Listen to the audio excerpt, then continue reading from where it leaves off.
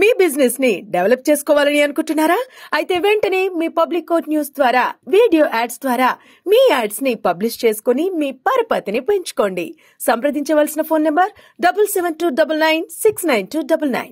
ఏదైనా సాధించాలనే తపన, పట్టుదల, అందుకు తగ్గ స్పష్టమైన ఆలోచన, సరైన ప్రణాళిక, ఆచరణ ఉంటే ఎంతటి లక్ష్యాన్నైనా అందుకోవచ్చు.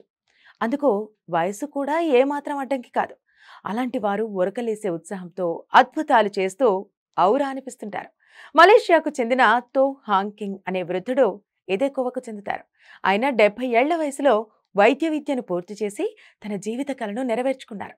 ఫిలిప్పీన్స్ సెబులోని south western university PHI NMA నుంచి వైద్య విద్య చదివిన అత్యంత పెద్ద వయస్కుడిగా గుర్తింపు పొందారు.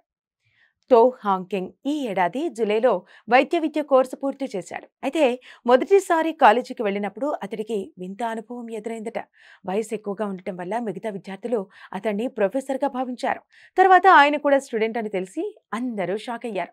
సౌత్ వెస్టర్న్ యూనివర్సిటీ అనుబంధ సంస్థ మలేషియా ఎగ్జిక్యూటివ్ మెడికల్ స్కూల్ నుంచి హాంగ్ కింగ్ వైద్య విద్యలో గ్రాడ్యుయేషన్ చేశాడు.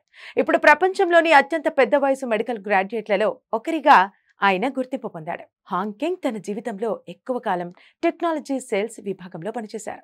రిటైర్మెంట్ తర్వాత వైద్య విద్య అభ్యసిస్తూ సమయాన్ని గడపాలని డిసైడ్ అయ్యారు. అయితే ఈ ప్రయాణం అంత సాఫీగా జరగలేదు. మెడికల్ గ్రాడ్యుయేషన్ 3వ సంవత్సరంలో పిడియాట్రిక్స్ పరీక్షలో ఫెయిల్ అయ్యారు.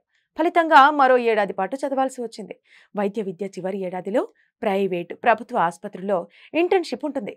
కొన్ని షిఫ్టులు ఏకధాటిగా 30 గంటల వరకు ఉంటాయి. దీంతో పట్టువదలని విక్రమార్కుడిలా ఇంటర్న్షిప్ కూడా పూర్తి చేసి వారెవ్వా పెద్ద ఆయన అని అనిపించుకున్నాడు.